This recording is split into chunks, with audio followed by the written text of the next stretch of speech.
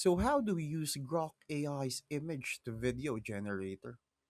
Turning a single image into a moving video sounds crazy at first, but that's exactly what this tool does. You upload a photo, describe the motion you want, and AI animates it.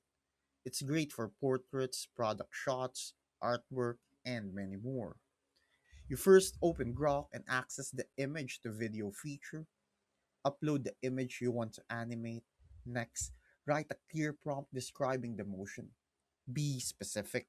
Instead of saying make it move, try something like slow camera zoom in, soft wind moving the hair, cinematic lighting, or shallow depth of field.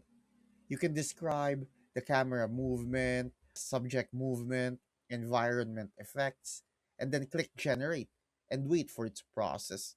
If the result looks weird or unnatural, tweak your prompt and try again. Small adjustments make a difference. If you need inspiration for better prompts, you can check sites like Prompt C, FlowGPT. You can also check Reddit communities. You can also study prompts from Midjourney or other AI image tools and adapt them for motion based descriptions. That's it. Thanks for watching. Make sure to subscribe for more useful content.